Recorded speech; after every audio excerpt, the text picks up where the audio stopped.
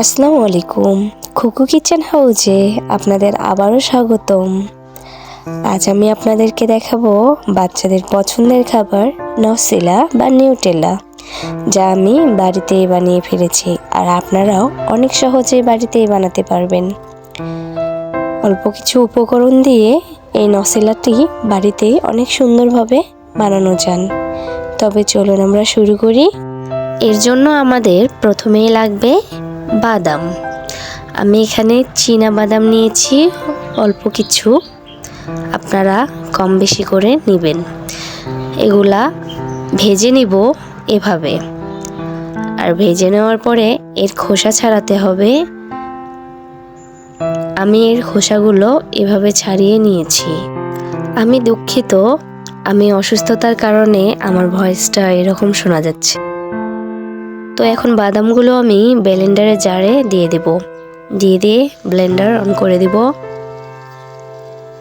এভাবে অল্প কিছুক্ষণ ব্লেন্ড করার পর এর ভিতর আমি কিছু সাদা তেল দিয়ে দিব, সাথে দিয়ে দিব চকলেট,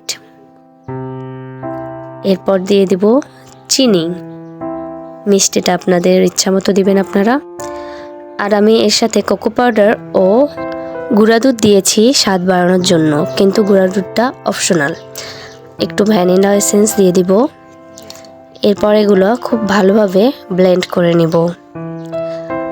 ব্লেন্ড করে নেওয়ার পর চামিচ দিয়ে সব এক জায়গায় করে নিব। আর বলি, আমার চ্যানেলটিকে লাইক, কমেন্ট এবং সাবস্ক্রাইব করবেন।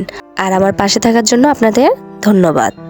সব কিছু একত্রে করে নেওয়ার পর আমি এখানে একটি কাচের বয়াম নিব। কাচের বয়ামে নসেলাগুলো আমি ঢেলে রাখবো। আর কাচের বয়ামে রাখলে কিন্তু আপনারা ফ্রিজে অনেক দিন পর্যন্ত সংরক্ষণ করতে পারবেন। দেখুন কতটা সুন্দর দেখা যাচ্ছে।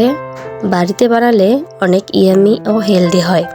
বাচ্চারা খেতে অনেক পছন্দ করে। পাউরুটির সাথে খেতে অনেক মজা লাগে। আর এমনিতেও বাচ্চারা এটা এমনিতেই খাইতে পছন্দ করে। রুটির সাথে তো আরও ভালো লাগে। পাউরুটির উপরে এভাবে দিলে খেতে অনেক মজা লাগে। আজ তাহলে এই পর্যন্তই বন্ধুরা। নেক্সট কোনো টাইমে আবার দেখা হচ্ছে নতুন কোনো ভিডিও নিয়ে। এ পর্যন্ত আপনারা সবাই ভালো থাকবেন আর আমার জন্য দোয়া করবেন, আমি যেন অনেক তাড়াতাড়ি সুস্থ হয়ে যাই। আপনারা সবাই অনেক ভালো থাকবেন। আল্লাহ হাফেজ।